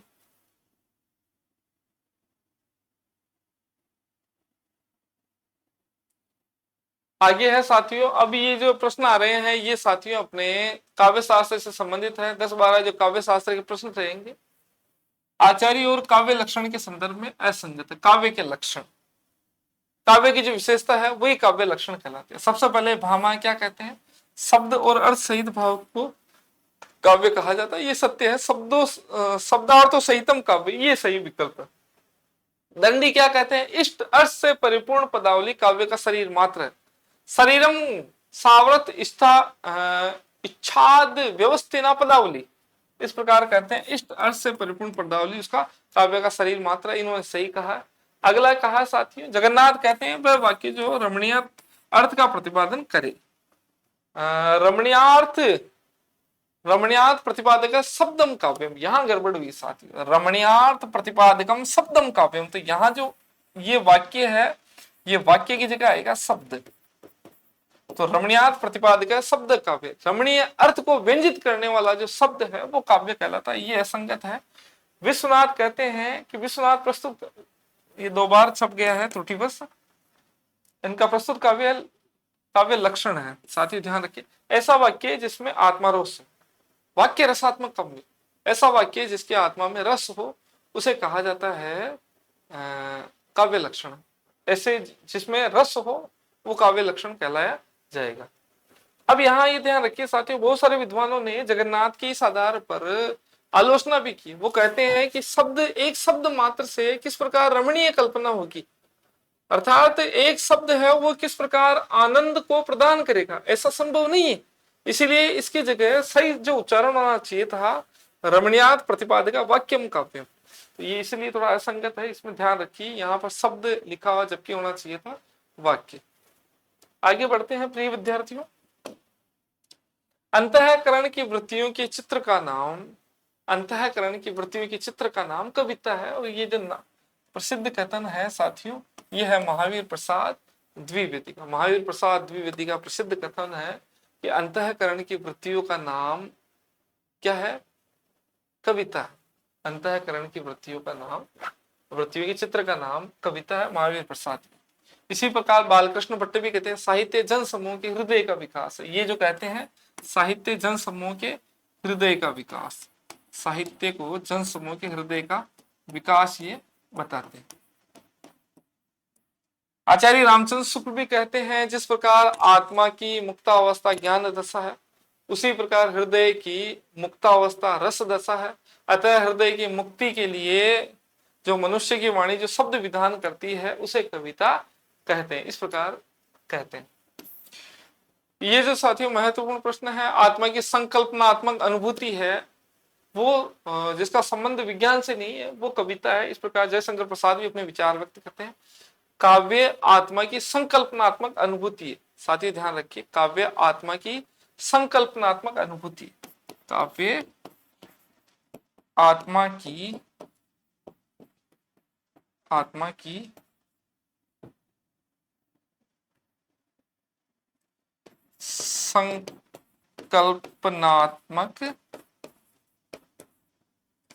संकल्पनात्मक अनुभूति है। काव्य आत्मा की संकल्पनात्मक अनुभूति है। अगला प्रश्न लेते हैं साथियों, वे सहित शब्द और अर्थ काव्य कहलाते हैं। कहाते की जगह कहाते हैं। जो कवि के वक्र व्यापार, वक्रोक्ति युक्त कथन विशेष से युक्त तथा सहृदय जनों के आह्लादक बंद में रचे गए हैं। किस आचार्य का कथन है साथियों? जो वक्रोक्ति शब्द है उसको सबसे पहले सहित, साथियों ध्यान रखिए, सही शब्द का प्रयोग हो रहा है, वक्रोक्ति शब्द का प्रयोग हो रहा है, वक्र व्यापार शब्द का प्रयोग हो रहा है। शब्दार्थो सहितम वक्र कवि वक्र व्यापार शालिनी, ये जो शब्द है ये भामा के है साथियों, आप ध्यान रखिए। ये काफी प्रसिद्ध है। डॉक्टर सत्यदेव चौधरी और शांति स्वरूप गुप्त से ये पुस्तक से ये कथन उद्धृत है। तो ऐसे प्रश्न आपको परीक्षा में पूछे जा सकते हैं, इसलिए आप ध्यान रखिए। आगे बढ़ते हैं विद्यार्थी। काव्य लक्षण किसे कहते हैं, पहले इस पर चर्चा कर लेते हैं। काव्य लक्षण, काव्य कोई भी जो रचना है वो काव्य कहलाती है। कोई भी रचना है जिसे काव्य कह दिया जाए, उसे क्यों कहा जाए, इसे क्या लक्षण रहते हैं उसमें, ये है काव्य लक्षण। अलग अलग विद्वानों ने अलग अलग कहा है। अब हम साथियों काव्य हेतु के संदर्भ में आ चुके हैं। काव्य हेतु किसे कहा जाता है? ऐसे कारण जो किसी व्यक्ति को या किसी कवि को रचना करने के योग्य बना देते हैं। अर्थात कोई कवि तभी रचना में संलग्न हो पाएगा जब उसमें ऐसी योग्यता हो। तो काव्य हेतु तीन प्रकार के हैं साथियों। काव्य हेतु सबसे पहले प्रतिभा जन्मजात है और अत्यंत आवश्यक है। प्रतिभा के बिना कुछ भी नहीं किया जा सकता है। और डॉक्टर नगेंद्र इसको असाधारण मेधासक्ता के रूप में इसको उद्धृत करते हैं। मेधाशक्ति, असाधारण मेधाशक्ति। व्युत्पत्ति और तीसरा है विद्यार्थी अभ्यास। ये तीन है, प्रतिभा, व्युत्पत्ति और अभ्यास। प्रतिभा, व्युत्पत्ति के माध्यम से हमें स्थानिक विशेषताओं के संदर्भ में जानकारी मिलती है। अन्यथा ऐसा कोई कवि भी हो सकता है जो रेगिस्तान के अंदर गेहूं की खेती कर सकता है। हमें काव्य के संवेदनाओं के बारे में जानकारी मिलती है। शास्त्र को पढ़कर हम उसके बारे में जानकारी प्राप्त कर सकते हैं। तो ये चीजें होती है। अभ्यास, लगातार अभ्यास करने से चीजें दुरुस्त होती है। मंगल नामक जो कवि है उन्होंने तो अभ्यास को ही सर्वोपरि स्थान प्रदान किया। अब इसमें जो शक्ति, कवित्व, बीज रूपम, ये मम्मट का कथन, जो शक्ति है वो बीज रूप में रहती है और शक्ति शब्द का प्रयोग है वो करते हैं मम्मट करते हैं। साथ ही ध्यान रखिए। भट्टतोत है। भट्टतोत जो प्रज्ञा है, नव उन्मेष सालनी प्रतिभा कहते हैं। प्रज्ञा नव उन्मेष सालनी प्रज्ञा कहते हैं। साथियों ध्यान रखिए, ये थोड़ा सा विकल्प। मम्मट, शक्ति शब्द का प्रयोग कौन करते हैं? मम्मट करते हैं साथियों, ये ध्यान रखिए। और भट्टतोत क्या कहते हैं कि प्रतिभा नव उन्मेष सालनी प्रज्ञा। प्रतिभा अपूर्व वस्तु निर्माण प्रज्ञा। अपूर्व वस्तु निर्माण, अपूर्व यानी बहुत सारी वस्तुओं को निर्मित करने की क्षमता किसमें होती है? वो वस्तु के अंतर्गत, वो प्रतिभावान व्यक्ति के अंतर्गत होती है। तो साथियों जो कुंतक है वो कुंतक स्पष्टता कहते हैं पूर्व और वर्तमान के संस्कारों का जो कवित्व है वो जो पूर्व और वर्तमान दोनों के मिले जुले रूप को प्रतिभा के रूप में कौन इंगित करते हैं? वो करते हैं कुंतक। ये अपना प्रश्न हो गया साथियों। आगे एक प्रश्न की ओर बढ़ते हैं। किस आचार्य ने अभ्यास को काव्य का प्रमुख हेतु माना है? तो अभ्यास को किसने माना है साथियों? मंगल ने माना और सभी इसकी आलोचना करते हैं। सत्यदेव चौधरी और शांति स्वरूप गुप्त के अंदर आप अच्छे से पढ़ सकते हैं, उस पुस्तक से प्रश्न उठाया गया है, यदि भी बहुत सारी जगह ये मिल जाएगा। आगे एक प्रश्न इसी प्रकार का, इसी से मिलता जुलता है, किसने प्रतिभा को आवश्यक हेतु तो माना है पर कभी कभार इसके अभाव में शास्त्र ज्ञान और अभ्यास के द्वारा काव्य रचना की स्वीकृति दे दी। ये आवश्यक हेतु तो है प्रतिभा, परंतु इसके अभाव में अभ्यास के द्वारा भी रचना की जा सकती है, ऐसा कौन कहते हैं? ऐसा कहते हैं साथी दंडी, जबकि ये संगत नहीं है। ऐसा कौन कहते हैं? दंडी, जो कि उपयुक्त नहीं है। बहुत सारे इसकी आलोचना भी करते हैं। अग्नि पुराण के अनुसार कौन सा पुरुषार्थ काव्य के लिए प्रयोजन नहीं है? कौन सा पुरुषार्थ है जो काव्य का प्रयोजन नहीं? अब प्रयोजन में आगे साथी, काव्य प्रयोजन किसे कहते हैं? कोई भी काव्य की रचना कर रहा है तो उसका कोई ना कोई निमित्त अवश्य होगा। बिना किसी उद्देश्य के वो काव्य की रचना नहीं कर सकता। बिना प्रयोजन के काव्य की रचना नहीं की जा सकती। उद्देश्य जिसके कारण वो काव्य रचना के लिए संलग्न होता है। किसी को यश चाहिए, किसी को व्यवहार चाहिए, किसी को आनंद प्राप्ति चाहिए, किसी को अर्थ चाहिए, तो इस प्रकार। तो साथी ध्यान रखिए, धर्म है, अर्थ है, काम है, ये मोक्ष है। ये मोक्ष साथियों जो अग्नि पुराण के अंतर्गत 4 पुरुषार्थ दिए गए, उसमें से 3 को छोड़कर ये मोक्ष है, इसको उपयुक्त नहीं बताया गया है। आगे बढ़ते हैं। मम्मट के काव्य प्रयोजन में प्रथम और द्वितीय स्थान। साथियों मम्मट ने 6 काव्य प्रयोजन बताए, 6 प्रकार के काव्य प्रयोजन बताए। उसमें से कौन सा प्रयोजन है?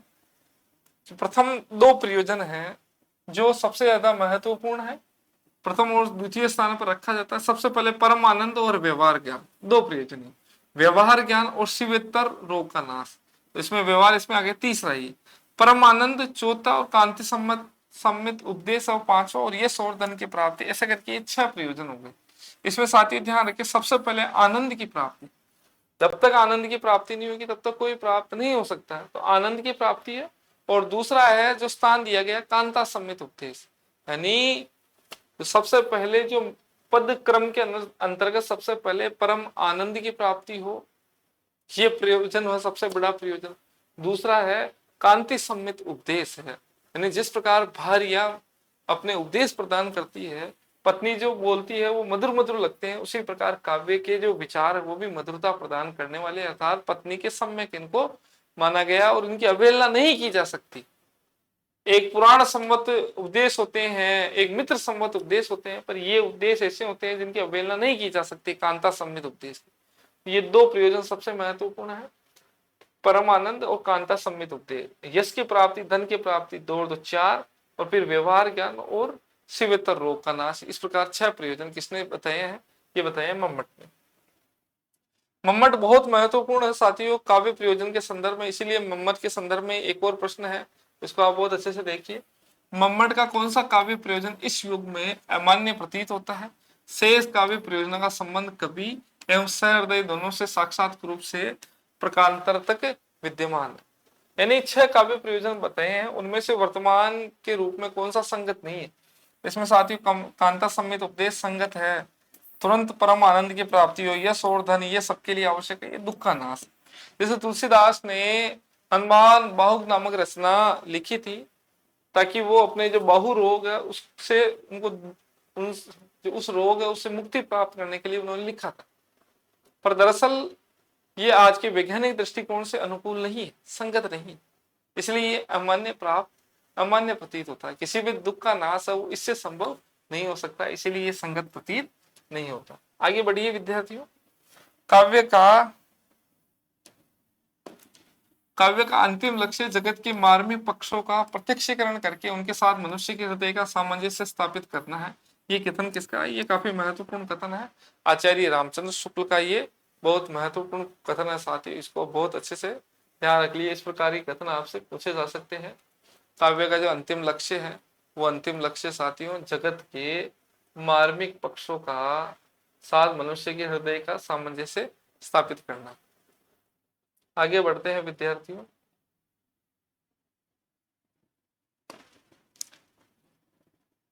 किसने काव्य हेतु में प्रकीर्ण के अंतर्गत 6 तत्वों का सम्मिलित किया? जब प्रकीर्ण शब्द का उपयोग करते हैं और उसके अंतर्गत 6 तत्वों को सम्मिलित किसने किया है?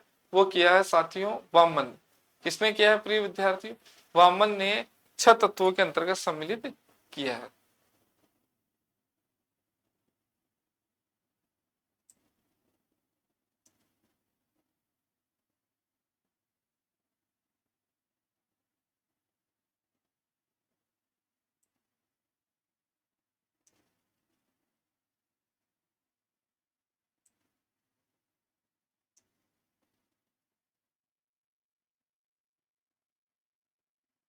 वामन ने प्रकीर्ण के अंतर्गत 6 तत्वों को सम्मिलित किया। इस चीज को ध्यान रखिए, ये काफी महत्वपूर्ण प्रश्न है। परीक्षा में ये पूछा भी जा सकता है इस प्रकार का प्रश्न। साथियों, प्रकीर्ण के अंतर्गत वो 6 शब्दों को सम्मिलित करते हैं। सबसे पहले जो सम्मिलित है वो है वृद्धि सेवा, लक्ष्यज्ञता। चाहे सबसे पहले लक्ष्यज्ञता, प्रकरण के अंतर्गत सबसे पहले लक्ष्यज्ञता, लक्ष्यज्ञता।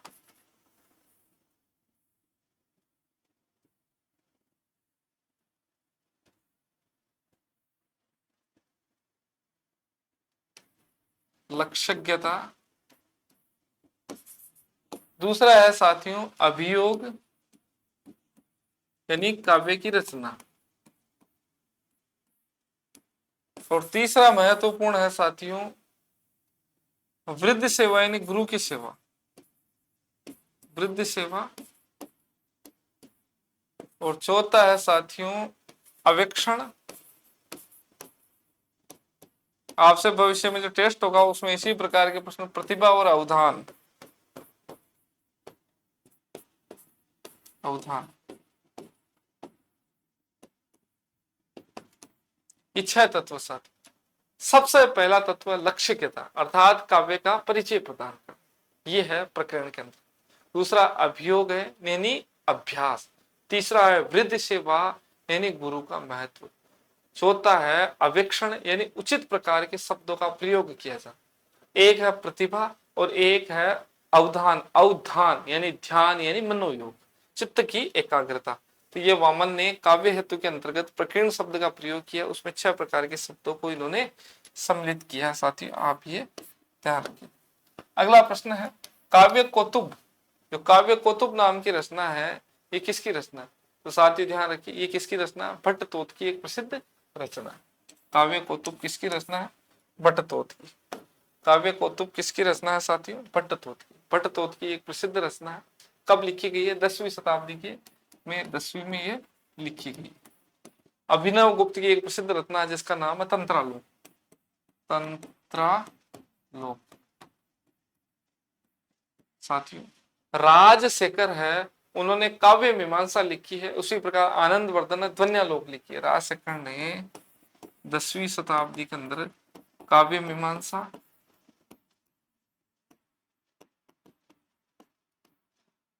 और आनंद वर्धन ने, जो आनंद वर्धन है, इन्होंने ध्वन्यालोक लिखी है। साथ ही ध्वन्यालोक लिखी है। और 9वीं शताब्दी, 9वीं शताब्दी ध्वन्यालोक लिखी गई है और 9वीं शताब्दी के अंदर। आगे बढ़ते हैं विद्यार्थियों। अब है साथियों अपने संधि से संबंधित प्रश्न। जो संधि है, अब हम व्याकरण के अंतर्गत अपना प्रवेश कर रहे हैं।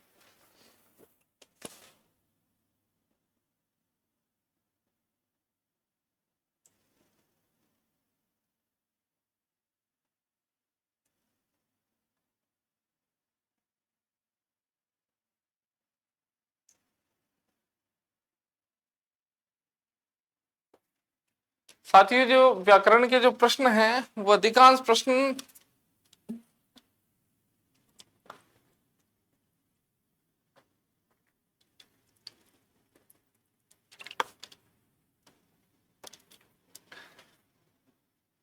साथियों व्याकरण के प्रश्न है, इसके संदर्भ में हम चर्चा करेंगे। सबसे पहले है दीर्घ संधि के संदर्भ में क्या सही है। दीर्घ संधि के संदर्भ में क्या सही है, तो इसके संदर्भ में आपसे प्रश्न, इस प्रकार के प्रश्न पूछे भी जा सकते हैं। दीर्घ संधि किसे कहते हैं?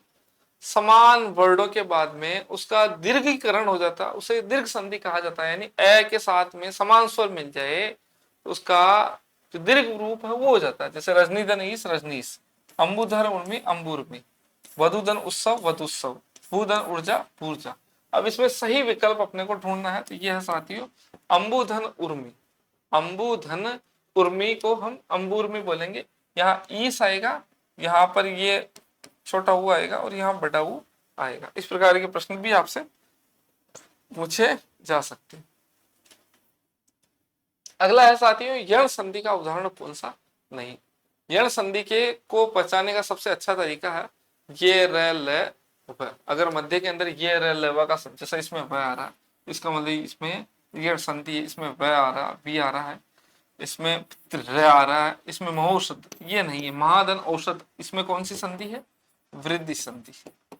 थोड़ा सा जल्दी जल्दी करेंगे साथियों, काफी समय व्यतीत हो चुका है। ये सामान्य से प्रश्न आप समझ सकते हैं। अनुधन ऐषण हो, चाहे अनुधन इति हो, चाहे पितृधन आज्ञा हो, चाहे महाधन औसत हो, इस प्रकार आप इसको हल कर सकते हैं।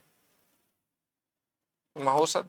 आगे बढ़ते हैं। निम्न में से त्रुटिपूर्ण संधि कौन सी? अप प के साथ जब ई का संयोग होता है साथियों, तो वो होगा अबिंदन। अबिधन, अबिंदन ये होगा। तय के साथ में रू, तद्रुप तय है वो द में बदल गया है साथियों। जगत है, जब तय के साथ में स्वर आ जाए तो द में रूपांतरण हो जाता है, तो ये जगदानंद हो गया। और प जब द के साथ मिलता है तो ब में बदल जाता है। तो ये साथियों ध्यान रखिए, ये जो व्यंजन संधि के प्रसिद्ध उदाहरण है। तो इसमें जो असंगत है अप के साथ में, प के साथ में जब स्वर का मेल हो रहा है तो ये ब में परिवर्तन हो जाएगा। तो यहाँ जो संगत विकल्प होगा वो ये त्रुटिपूर्ण है, अबिंदन, ये ध्यान रखिए। और ये साथियों सबसे बड़ी बात है, मैंने जो अभी जो ये टेस्ट सीरीज के अंदर जितने भी प्रश्न बनाए हैं, ये सारे प्रश्न साथियों आपके हिंदी व्याकरण और रचना प्रबोध उसमें से बनाए। अभी तक मैंने हरदेव बहारी की पुस्तक है, उसको अगले टेस्ट सीरीज के अंदर मैं सम्मिलित करूंगा। अभी केवल इसमें से ही मैंने निर्मित की है। अगला प्रश्न है साथियों, कौन सी संधि है वो त्रुटिपूर्ण? उत्तन झटिका यानी उज्झटिका, उत्तन शिष्ट यानी उच्छिष्ट। तय के साथ में स मिलता है तो छ में बदल जाता है, तय के साथ में है मिलता है तो द्व में बदल जाता है। और साथियों यहां पर ध्यान रखिए, ये विकल्प सही है, ये सही है, ये सही है। पर अनु के साथ में जब स्वर हो और उसके साथ में छ आ जाए तो च की आवृत्ति हो जाती है, यानी स्वर प्लस छ, तो उस स्थिति के अंदर छ, इस प्रकार का एक संयोग बनता है। तो यहां पर ये जो विसर्ग है ये गलत है साथियों। इसका जो अनुधन छेद, बहुत सारे विद्यार्थियों ने इसको गलत किया, ये ध्यान रखें।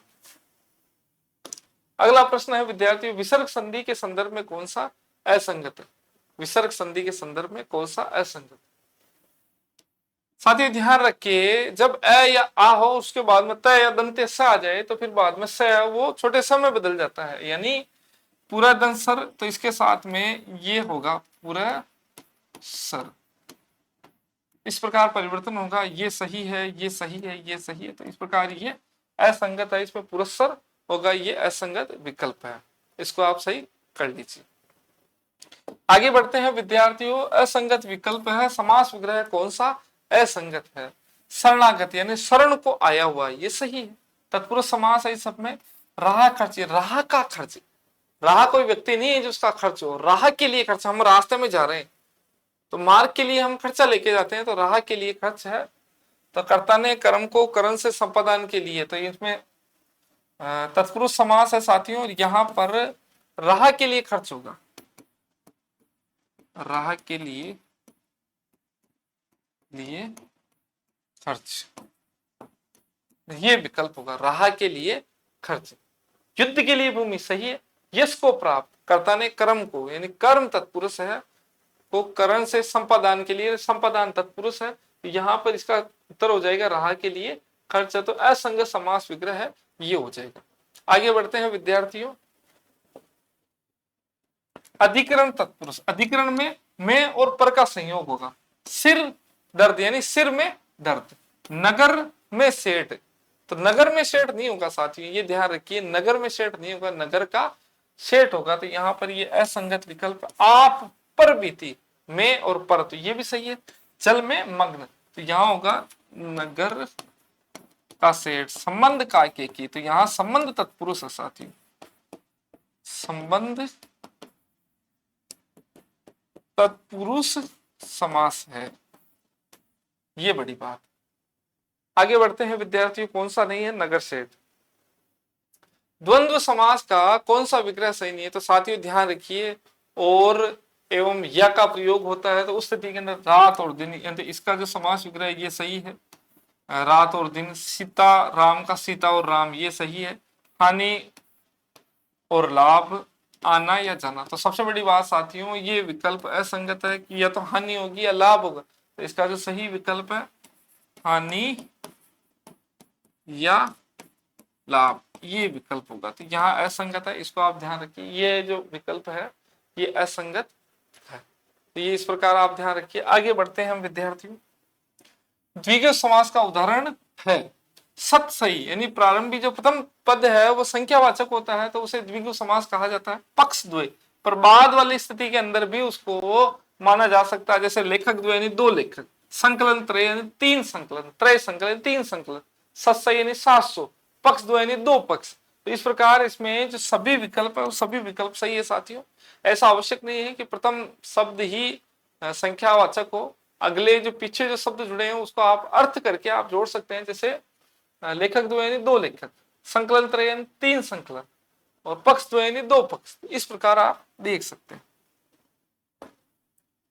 अव्यय भाव समास का उदाहरण नहीं है। अव्यय भाव समास वह समास है जिसमें प्रथम शब्द अव्यय रहता है। इस चीज को आप ध्यान रखिए। प्रतिक्षण, तो प्रति शब्द अव्यय है, आ जन्म में आ है, बे खबर में बे है, राख अर्थ में कुछ भी नहीं है, तो ये थोड़ा असंगत है। तत्पुरुष समास है, इसमें पहले भी आ चुका। निम्न में से उपसर्ग और अर्थ के बारे में कौन सा असंगत है? उपसर्ग एवं प्रत्यय के बारे में, उपसर्ग के संदर्भ में क्या असंगत है? तो साथियों ध्यान रखिए, सम यानी पूर्णता और सुंदर, ये सही। सम का जो पूर्णता और सुंदर के संदर्भ में हो रहा है, तो सु है शुभ और अच्छा के संदर्भ में हो रहा है, और वी है, वी का थोड़ा सा गलत लग रहा है, स्व का अपना और निजी के संदर्भ में हो रहा है। तो यहाँ पर साथियों जो वी है वो गलत है। यहाँ वी का अर्थ होगा विशेष या अभाव, या तो अभाव के संदर्भ में हम प्रयोग में लेंगे या विशेष के संदर्भ में इसको प्रयोग में लेंगे। इस चीज का आप ध्यान रखें। तो इसका जो गलत विकल्प है, विकल्प 3 है, वो असंगत है। आगे बढ़ते हैं। निम्न में से उर्दू उपसर्ग से निर्मित समूह नहीं है। निम्न में से उर्दू उपसर्ग से निर्मित शब्द नहीं है। बिन देखा, बिन ब्याहा, बिन खाया, सरकार, सरदार, सरताज, लाचार, लाजवाब, लापता, हमदम, हम सफर, हम रहा है। तो ध्यान रखिए साथियों, ऐसा लगता है कि ये सारे ही विदेशी या उर्दू से निर्मित है, पर इसमें एक नहीं है, और ये है अपने साथियों बिन देखा और बिन खाया और बिन ब्याहा। इसको आप ध्यान रखिए। आगे बढ़ते हैं विद्यार्थियों। निम्न में से नी उपसर्ग से निर्मित शब्द। नी उपसर्ग, निर्बल, यानी इसमें कौन सा उपसर्ग आ रहा है? निर। निषेध यानी नी उपसर्ग आ रहा है। निस्तेज यानी निस उपसर्ग आ रहा है। निरपराध यानी निरुप। इस दृष्टिकोण से जो निस जो शब्द है, अपना जो विकल्प है नी उपसर्ग से निर्मित शब्द था निषेध, यानी विकल्प संख्या 2 है, वो सही होगा। इसका अर्थ होता है अधिकता, जैसे निवारण है, निलय है इत्यादि। हम अक्सर दूसरे शब्द भी हम जोड़ सकते हैं। आगे है साथियों, अ उपसर्ग से निर्मित शब्द नहीं है। अपिधान, अपिधान बोलने से ध्यान पड़ रहा, अपिधान, अपिहित आदि, ये विकल्प अपि से युक्त है। अकाज, अटल, अचेत, तो इसको मतलब अपिधान है, ये अ उपसर्ग से निर्मित शब्द नहीं है। आगे बढ़ते हैं। पालनहार, चाखनहार, राखनहार। पालनहार, चाखनहार, राखनहार, रखने वाला, पालन पोषण करने वाला। इसका मतलब इसमें कर्ता का भाव नहीं दिख रहा है, तो इसका मतलब कौन सा हो गया? इसमें कृतवाचक प्रत्यय हो गया साथियों। कौन सा प्रत्यय हो गया? कृतवाचक प्रत्यय हो गया। ये सारे प्रत्यय साथियों, ये सारे व्याकरण के प्रश्न है वो आपके रचना प्रबोध से मैंने लिए हैं। आगे प्रश्न देखते हैं साथियों। खटोला, सपोला, मझोला, ये जो प्रत्यय है इनमें कौन सा है? सपोला हो, चाहे खटोला हो, चाहे मझोला है, चाहे भाववाचक, संबंधवाचक, जिसमें लघुता का बोध हो रहा है, खटोला है, सपोला हो, सुपोला नहीं, सपोला होगा सही, सपोला, मझोला। तो इसमें जब लघुता का बोध होता है, लघुता का बोध होता है, लघुता बोध हो, तो इसमें कौन सा प्रत्यय रहता है साथियों? इसमें ऊंतावाचक प्रत्यय रहता है साथियों, ध्यान रखिए। अगला प्रश्न है साथियों, इसके बाद में अपने निम्न में से आ प्रत्यय से निर्मित किसमें? खाता, खा इसमें धातु निकल रही है, ता अलग निकल रहा है, इसका मतलब ता प्रत्यय है। पीता, ता अलग से निकल रहा है। खाया, इसमें भी खा क्रिया अलग निकल गई, पी अलग निकल गई, खा अलग निकल गया, इसका मतलब इसमें सूखा। तो आ प्रत्यय से निर्मित है सूखा, सूख, सूखा, आ प्रत्यय इसमें लगा हुआ। आगे बढ़ते हैं प्रिय विद्यार्थियों। इसमें खा, इस दृष्टिकोण से आप देख सकते हैं खाता, पीता, खाया, तो इसमें खा, पी, खा ये सभी क्रिया है, धातु रूप है। मोटापा, बुढ़ापा, बहनापा, आपा, यानी इसमें कौन सा प्रत्यय उपयोग में आया है? आपा प्रत्यय इसमें प्रयोग में लिया गया। तो साथियों ये थे आज के कुछ प्रश्न टेस्ट सीरीज के संदर्भ में। आशा करता हूँ आपको कोई प्रश्न निसंदेह पसंद आए होंगे। हो सकता है किसी चिन्ह वगैरह में त्रुटि हो गई हो, तो आप अगर हो सकता है बोलने में और इसमें चिन्ह लगाने में एकरूपता नहीं रही हो, तो आप इसको देख ले अपने हिसाब से। और पूरी प्रक्रिया में आप बने रहे साथियों। मूल पुस्तकों से पूरे प्रश्न निर्मित है, पूर्ण रूपेण मूल पुस्तकों का उपयोग किया गया है। किसी प्रकार से ऐसे दाएं बाएं से प्रश्न नहीं उठाए गए, पुस्तकों से, मूल पुस्तकों से, संदर्भित पुस्तकों से यह निर्मित है। अच्छे से देखिए और अगले टेस्ट के लिए आपको शुभकामनाएं। धन्यवाद, नमस्कार।